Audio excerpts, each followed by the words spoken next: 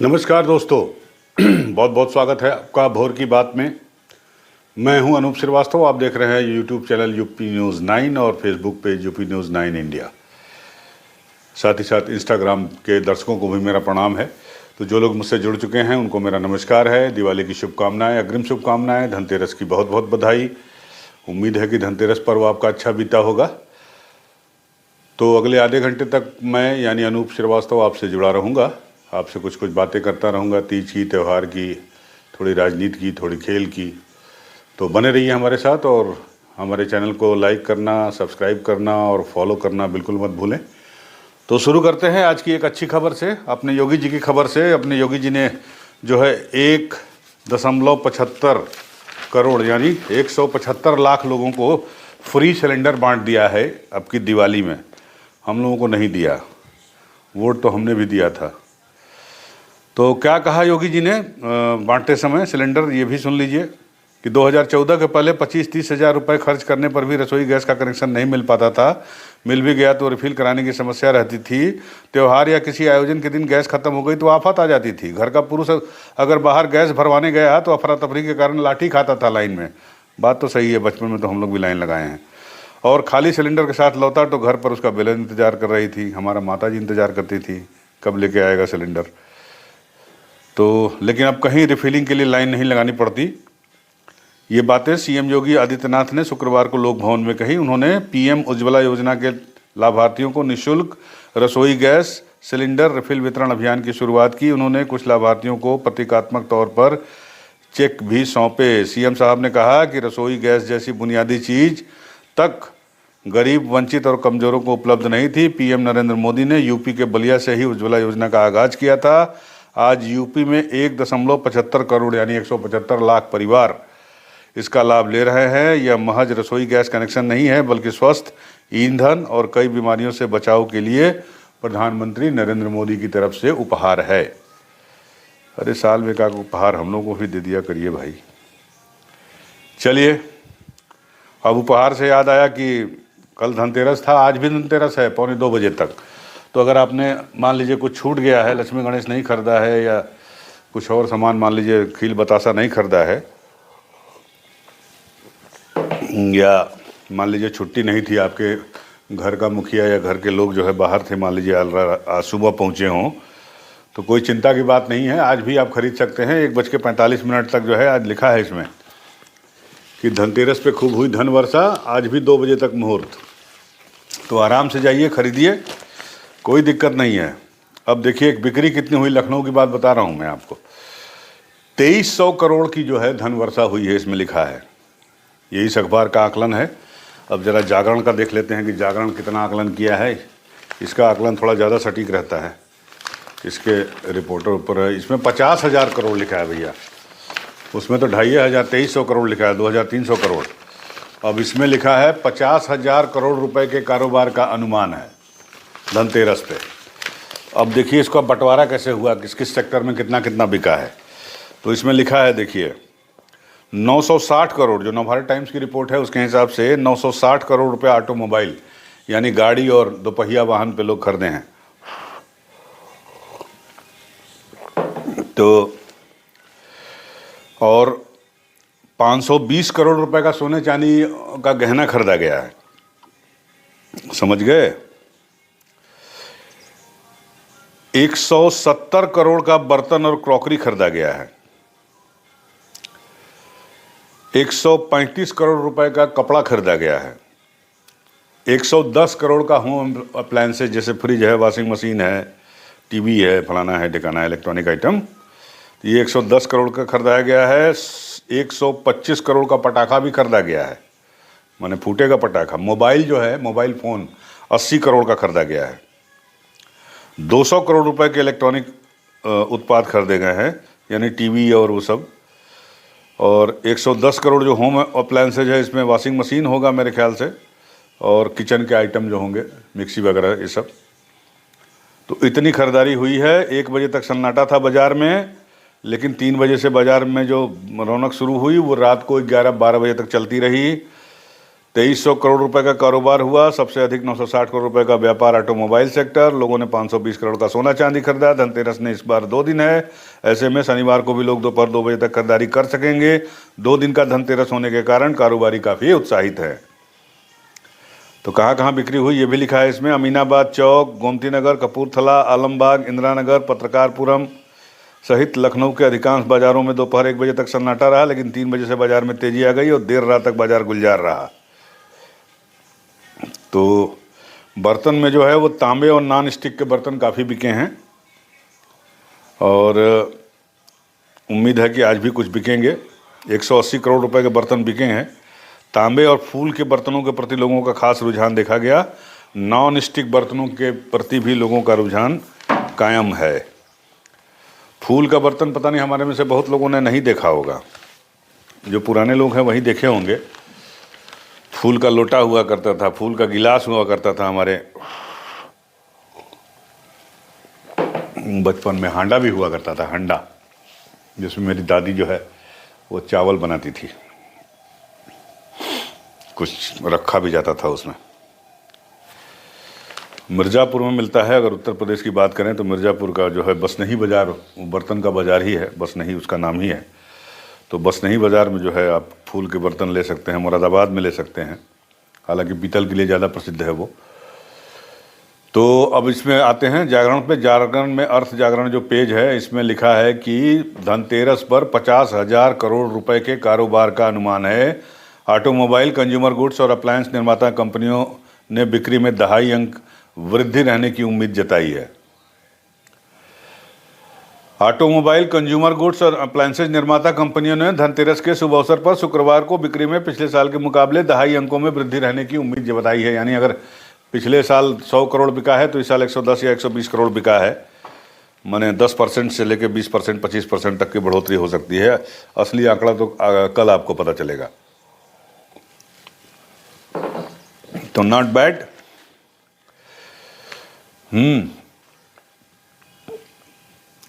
वाहन निर्माता कंपनियों ने 21% अधिक डिलीवरी की बात कही। स्मार्ट टीवी जैसे कुछ उत्पादों की बेहतर बिक्री हुई। टीवी का विज्ञापन भी खूब छप रहा है अखबार में, आप देख लीजिएगा। इतना तो कार का नहीं छप रहा है जितना टीवी का छप रहा है। Consumer electronics and appliance manufacture association के प्रेसिडेंट एरिक बिग्रेंजा का कहना है कि इस बार त्योहारी सीजन में उद्योग बिक्री में 2.5 अंक में वृद्धि हो सकती है। उन्होंने कहा कि इस बार स्मार्ट टीवी जैसे कुछ उत्पादों की बिक्री काफ़ी बेहतर रही है। इसमें आईसीसी वर्ल्ड कप का भी योगदान है। इस त्योहारी सीजन में देश के कुछ हिस्सों में रेफ्रिजरेटर, वॉशिंग मशीन और एयर प्यूरीफायर जैसे उत्पादों की बिक्री भी बेहतर रही। एयर प्यूरीफायर दिल्ली में बिका होगा।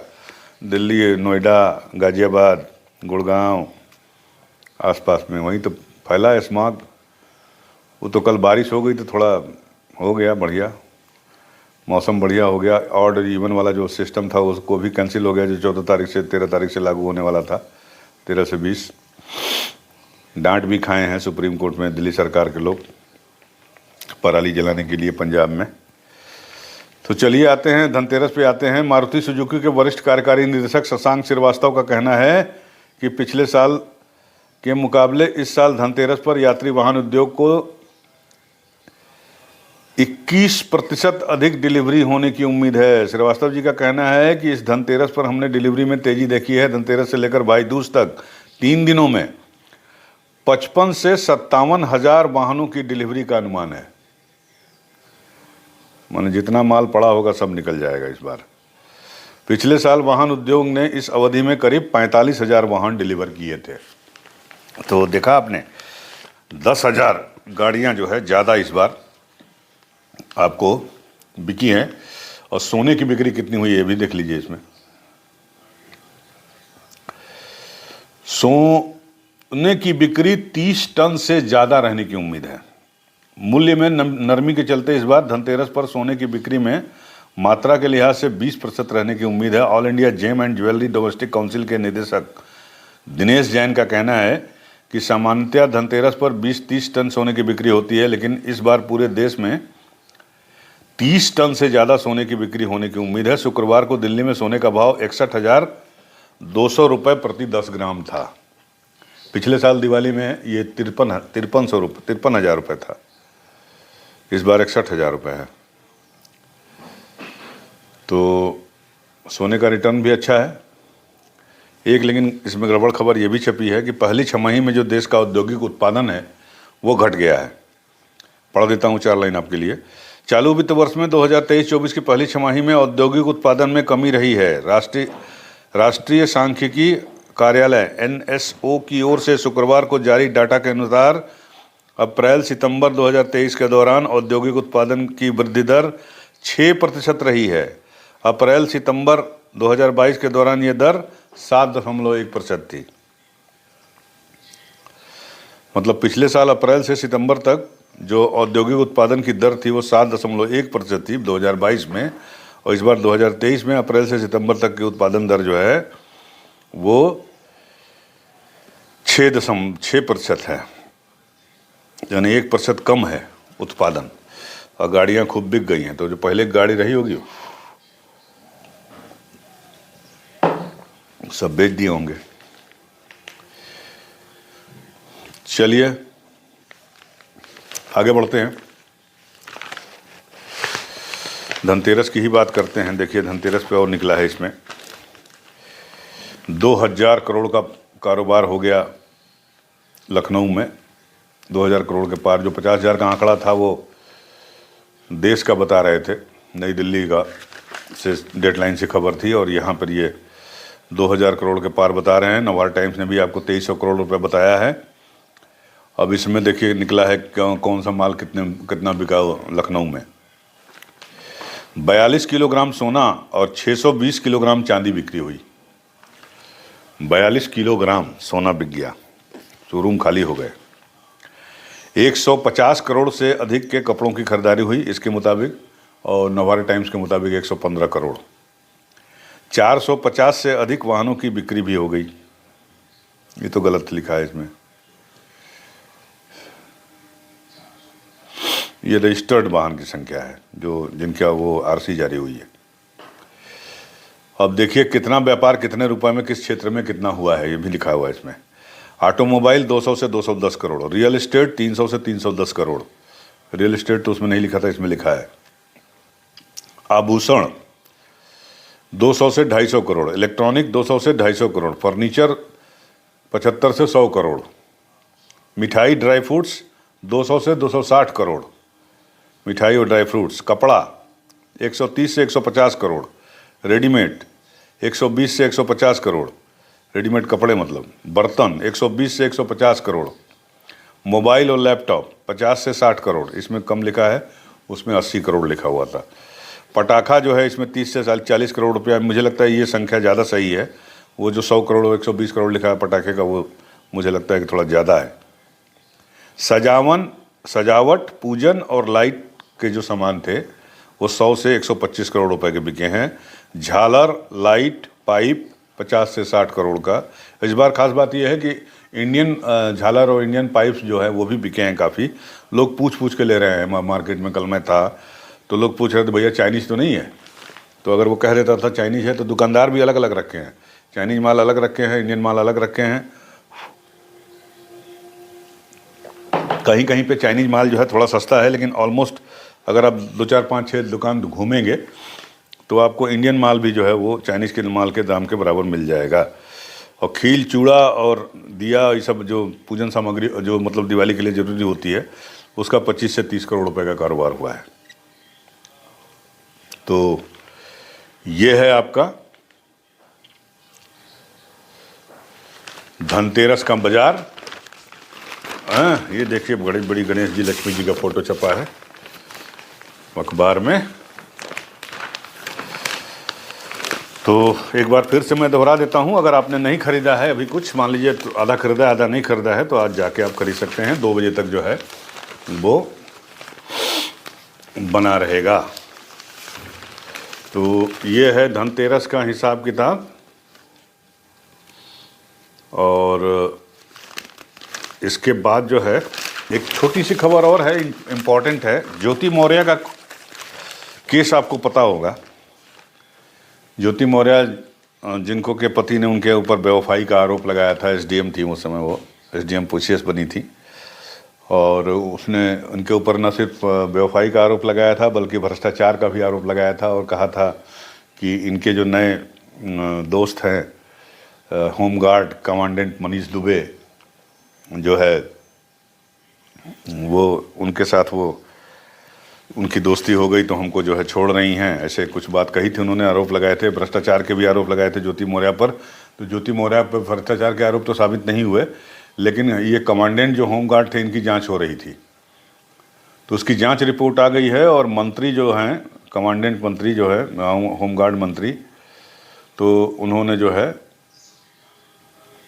इनको धर्मवीर प्रजापति जी ने सस्पेंड कर दिया है। Home guard commandant Manish Dubey suspend, होगी विभागीय जांच। तो पढ़ देता हूं 2 लाइन आपके लिए। कारागार एवं होमगार्ड मंत्री स्वतंत्र प्रभार धर्मवीर प्रजापति के हस्तक्षेप के बाद महोबा के होमगार्ड कमांडेंट मनीष दुबे को निलंबित कर दिया गया है। मनीष एक महिला पीसीएस अधिकारी से संबंधों को लेकर चर्चा में आए थे। पीसीएस के पति ने उनके खिलाफ डीजी होमगार्ड और शासन में शिकायत की थी। पति ने शिकायत में पत्नी से अवैध संबंध, पत्नी और कमांडेंट के द्वारा उनकी हत्या की साजिश रची जाने के आरोप लगाए थे। डीआईजी होमगार्ड प्रयागराज संतोष कुमार सिंह को इसकी जांच सौंपी गई थी। डीआईजी ने जांच के बाद जुलाई में अपनी report DG home guard Vijay Kumar Maurya को भेज दी थी। रिपोर्ट में मनीष को दोषी पाते हुए उसके खिलाफ विभागीय कार्रवाई की सिफारिश की गई थी। डीजी होमगार्ड ने जांच रिपोर्ट के आधार पर कार्रवाई की संस्तुति करते हुए शासन को रिपोर्ट भेज दी थी, लेकिन शासन में फाइल अटक गई थी। कार्रवाई न होने का मामला करीब सप्ताह भर पहले मंत्री के यहाँ पहुंचा। इसके बाद उन्होंने डीजी की संस्तुति पर कार्रवाई का आदेश दिया। मनीष को निलंबित करने के साथ साथ उनके खिलाफ विभागीय स्तर पर जांच भी शुरू होगी। Deputy commandant general Vivek Kumar Singh को जांच दी गई है। इसकी रिपोर्ट के बाद उनके खिलाफ विभागीय कार्रवाई की जाएगी।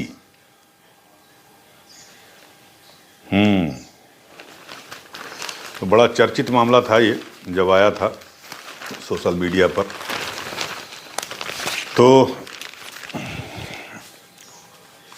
अब बात कर लेते हैं जरा सा दिवाली की। अब तो दिवाली भी आने वाली है, तो लक्ष्मी जी पधारेंगी, कर ले स्वागत की तैयारी। ये देखिए छपा है इसमें, तो आप भी तैयारी तो कर ही चुके होंगे।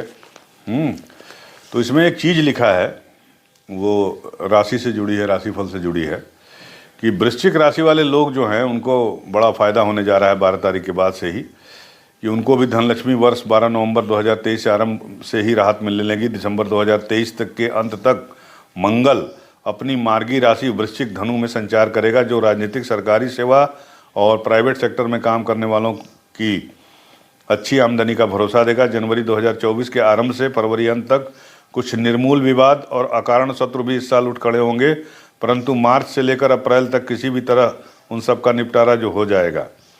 मई जून में देश विदेश की यात्रा के अवसर भी साल के मध्य में आएंगे। कुल मिलाकर यह साल सभी आयु वर्ग के तुला जातकों को समृद्धि और सम्मान देने वाला होगा।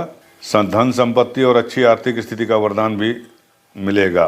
महिलाओं को भी शिक्षा, राजनीति, समाज और सेवा में विशेष सफलता मिलेगी। नाना मामा पक्ष से भी पर्याप्त मात्रा में धन की प्राप्ति के संकेत हैं, तो इंतज़ार कीजिए, हो सकता है कुछ मिल जाए नाना मामा पक्ष से। तो ये है दिवाली की तैयारी। और अब आते हैं जरा खेल कूद पे। आज ऑस्ट्रेलिया बांग्लादेश का मुकाबला होगा और पाकिस्तान इंग्लैंड का मुकाबला है वर्ल्ड कप में। तो ऑस्ट्रेलिया तो पहले सेमीफाइनल पहुंच गया है, बांग्लादेश ख़त्म है और श्रीलंका ख़त्म है। श्रीलंकन बोर्ड को जो है आईसीसी जो है इंटरनेशनल क्रिकेट काउंसिल ने जो है सस्पेंड कर दिया है। ठीक है, आईसीसी से श्रीलंका क्रिकेट निलंबित। अब क्यों निलंबित हुआ जरा सुन लीजिए आप भी। इंटरनेशनल क्रिकेट काउंसिल ने श्रीलंका सरकार के खेल प्रशासन में हस्तक्षेप के चलते श्रीलंका क्रिकेट की आईसीसी की सदस्यता को तत्काल प्रभाव से निलंबित कर दिया है।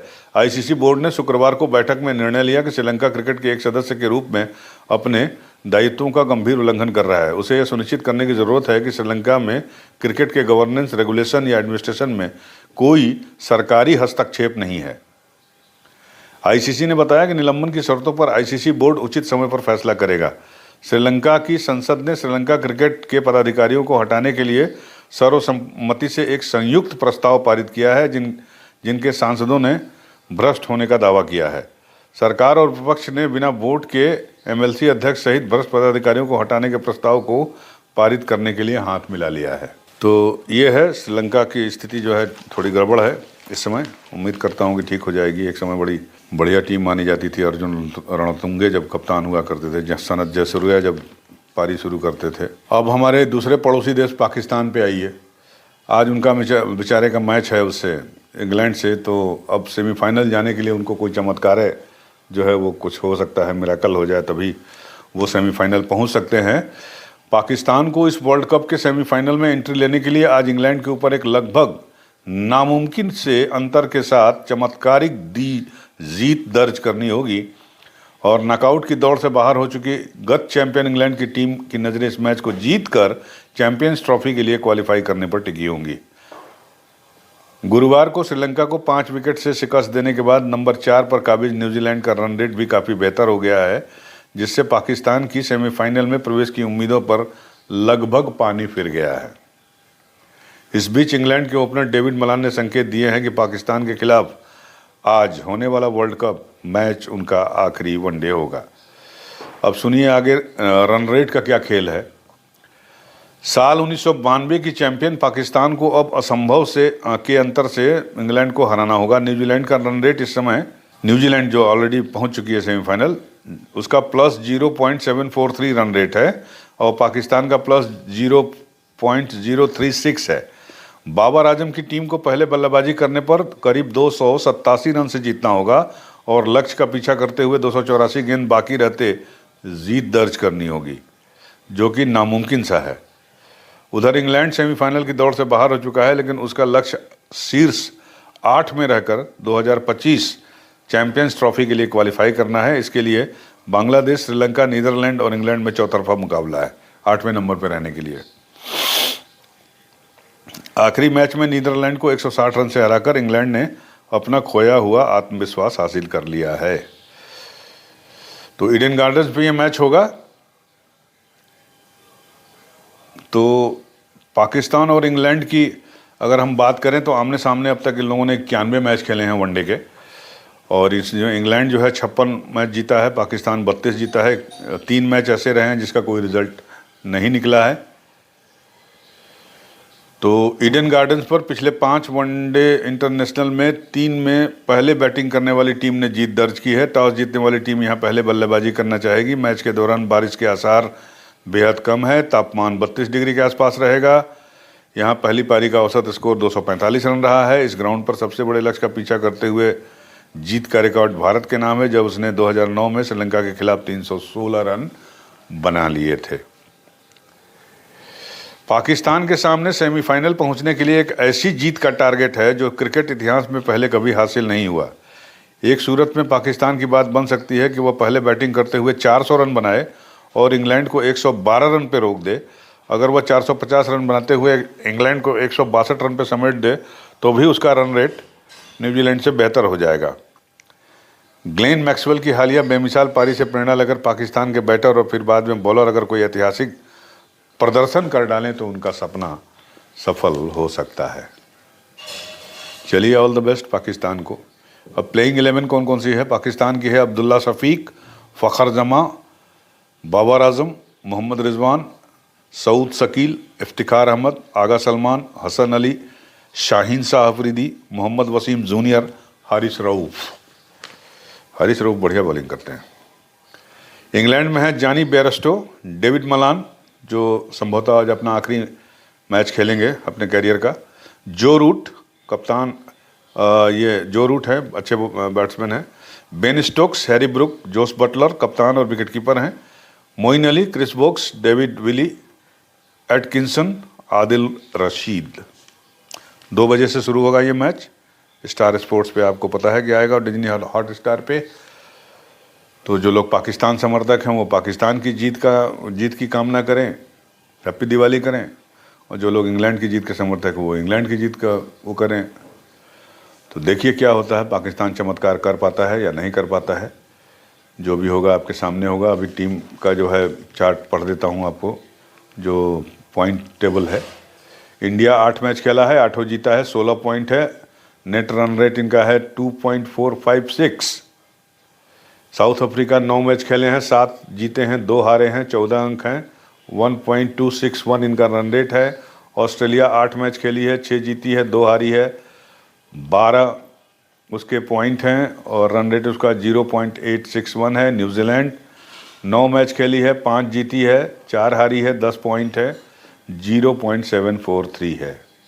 तो 1, 2, 3, 4 जो टॉप टीमें हैं, इंडिया, साउथ अफ्रीका, ऑस्ट्रेलिया और न्यूजीलैंड। तो पाकिस्तान का आज इंग्लैंड से मुकाबला है, देखिए शायद कोई चमत्कार हो जाए। एक खबर और क्रिकेट से है कि जो अपने ऋषभ पंत हैं वो ठीक हो गए हैं और अभ्यास में शामिल हुए हैं। टीम में शामिल अभी अभ्यास नहीं करेंगे। दिल्ली कैपिटल्स के क्रिकेटर डायरेक्टर सौरभ गांगुली ने कहा कि विकेटकीपर बल्लेबाज ऋषभ पंत अगले इंडियन प्रीमियर लीग IPL की सीजन में खेलेंगे। दिल्ली कैपिटल्स के कप्तान पंत पिछले साल दिसंबर में कार दुर्घटना में गंभीर रूप से घायल हो गए थे। पंत गुरुवार को दिल्ली कैपिटल्स के ट्रेनिंग सेशन के दौरान खिलाड़ियों के साथ जुड़ गए। गांगुली ने पंत के बारे में अपडेट के सवाल पर कहा कि पंत अब ठीक हैं और अगले IPL सीजन में खेलेंगे। उन्होंने कहा कि ऋषभ हालांकि यहाँ अभ्यास नहीं करेंगे, अभी अभ्यास शुरू करने के लिए काफ़ी समय है। जनवरी 2024 तक वो और बेहतर पोजीशन में हो जाएंगे। तो ये थे मेरे ख्याल से आज के लिए इतनी खबरें काफ़ी हैं, इतनी बातचीत काफ़ी है। त्यौहार मनाइए आप लोग। अब कल तो संडे है, कल मुलाकात आपसे नहीं होगी। अब दिवाली के अगले दिन सुबह आपसे मुलाकात होगी कल। तब तक के लिए हम आपसे विदा लेना चाहेंगे, लेकिन बीच में हम 1-2 वीडियो आपको ज़रूर डालेंगे दिवाली से रिलेटेड। तो बने रहिए हमारे साथ। मुझे आपके कमेंट्स का भी इंतज़ार रहेगा। आप मुझे फॉलो कर लीजिए, आप मुझे लाइक कर लीजिए, आप मुझे सब्सक्राइब कर लीजिए। तो आज के लिए बस इतना ही, मिलते हैं फिर आपसे। नमस्कार।